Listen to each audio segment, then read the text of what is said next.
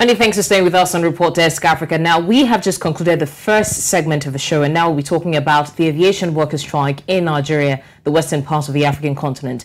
Now, Nigerian Aviation employees on Monday blocked roads to the domestic terminal of Lagos Airport, slowing traffic and threatening to delay flights as they began a 2-day warning strike to protest working conditions as well as wages. The demands included approval and implementation of the Agreement Condition of Service, the COS, as agreed between them and the agencies by the Salaries, the Incomes, and of course the Wages Commission and the Office of the Head of Civil Service of the Federation. Now, to further understand this, we have this report that was packaged by News Central's Perpetual Fasanmi-Peters, who was at the airport. Do take a look. Injury to one. The industrial action, which was forewarned last week, saw the union workers comprising the Nwati, Atsan, Anap, Napi and Upster block the major road leading in and out of the local arm of the Murtala Mohammed International Airport, Lagos. Majorly the issues of conditions of service, the issues of consequential adjustments of some of the organizations like NIMET, AIB, then the condition of service that had lingered on for upward of 9, 12, 11 years, 13 years. Up to date, we have not gotten anyone. These are the condition of service of the various parastatals. NAMA, NCAA, NIMET. We have not gotten all this.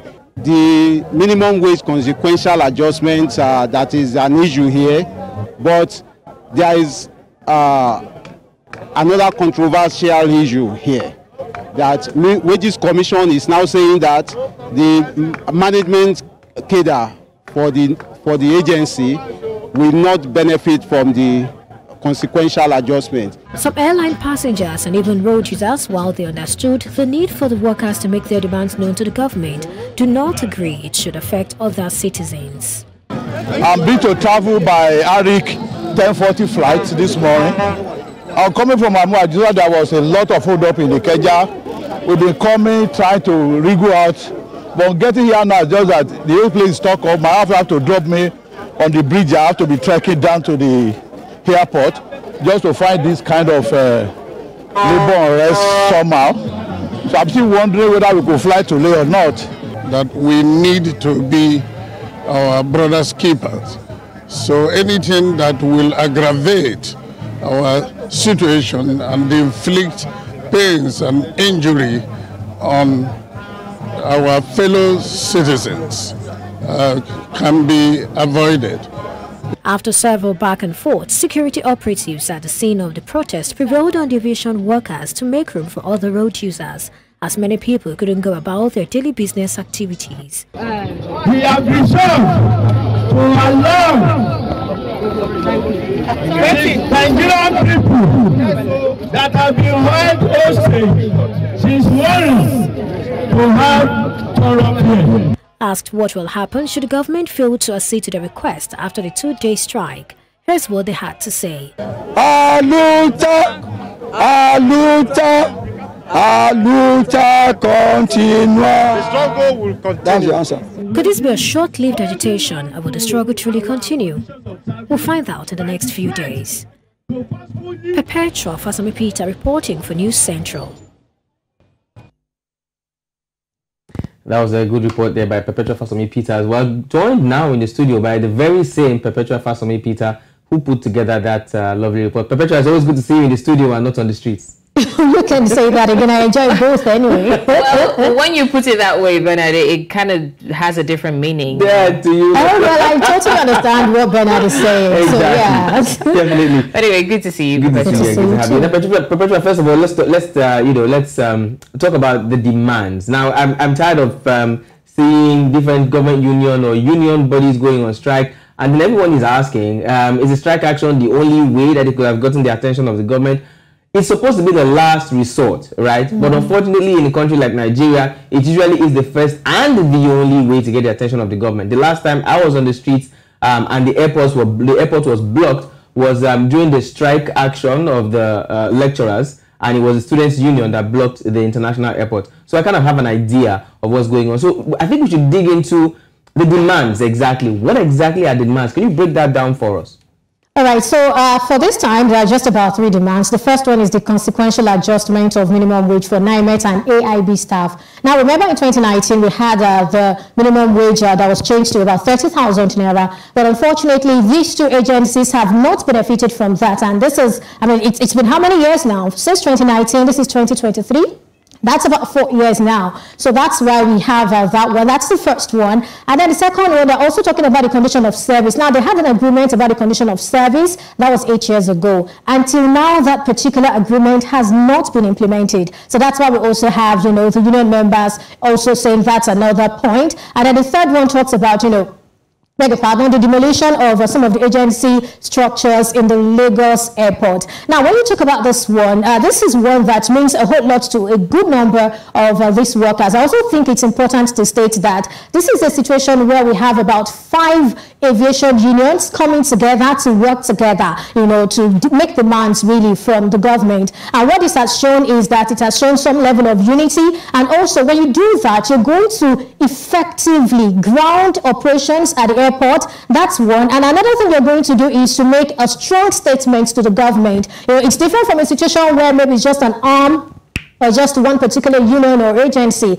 that's on strike. So we have all these things that they are asking for. Now, for the issue of the demolition of some of these agency headquarters or offices here in Lagos, now they are saying that 3 years ago, some of these places were demolished. And so far, the people who were working in those offices have not been relocated. And for those that were probably relocated, somehow they haven't been paid the allowances. A lot of things are still pending that have not been done. And so the question now is, if you do that now, are these people also going to be put through the same fate that the people who probably got this treatment 3 years ago are already going through? That's one of the things that the aviation workers are talking about. And if you ask me about this, there are also people who are saying that why did it take, you know, the aviation workers this long to start demanding several things? Talk about the condition of service. It's been 8 years, and some persons are saying, why did it take you 8 years? Why did you wait until, you know, this particular government is about to probably hand over to another government? Why at this time? Why is it 6 weeks, you know, to the handover to a new government? Why are you doing all that now? That's another one. So basically, these are some of the issues. And of course, there's also the concession. But I remember when I was speaking to some of the workers that were on strike, while I was speaking with them, I asked them about concession. They said they do not want to talk about the concession now. They just want to focus on these 3, and then they'll come back to the concession, basically.